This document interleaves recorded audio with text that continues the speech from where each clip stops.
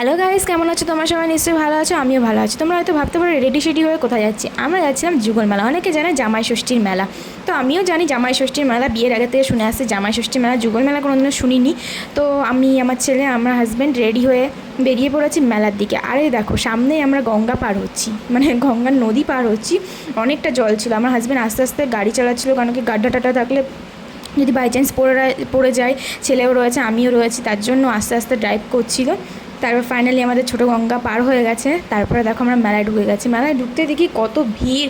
ভাবছিলাম কোথায় পার্কিং করবো। তারপর একটা পার্কিংয়ের জায়গা পেয়েছি, ওখানে পার্কিং করে আমি, আমার হাজব্যান্ডের ছেলে হাঁটতে হাঁটতে যাচ্ছিলাম মেলার দিকে।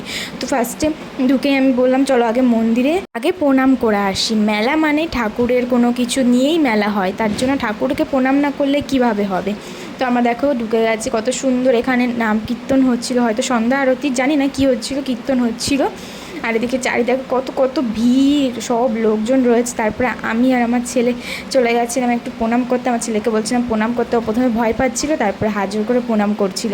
আর এদিকে দেখো গাড়িতে উঠে প্রথমে ও অবাক হয়ে গেছে যে গাড়িতে উঠেছি, তারপর একটু মজা পাচ্ছিল, কিন্তু ওর পাপা ওকে নামিয়ে দিয়েছে, কেন কি অনেকক্ষণই ও চড়ছিল গাড়িতে।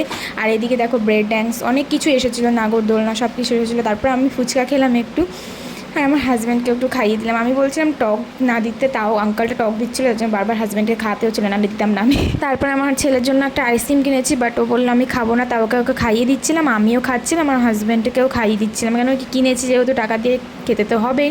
আমরা বাড়ি চলে আসলাম। এই যে এই সেটটা দেখতে পাচ্ছ, ওটা আমার ছেলে কিনেছে, এটা আমার ননদের মেয়ের জন্য। আর এদিকে ছিল জিলাপি, ছিল গজা ছিল, আর আমার হাজব্যান্ড গোলাই কিনেছিল ওর জন্য। আর এইদিকে আমি একটা কানের কিনেছিলাম, এই যে এই কানেরটা আমার খুবই ভালো লাগছিলো। তারপর সারপ্রাইজ হয়ে গেছে, আমার হাজব্যান্ড আমার জন্য আর একটা কানের কিনেছিল। আর এই ব্যাগটা দেখছো খুব এক্সপেন্সিভ ছিল, আমি কিনেছিলাম, বাট মেলার থেকে বেরোনোর সাথে সাথে আমার ব্যাগটা ছিঁড়ে গেল, 100 টাকার ব্যাগ।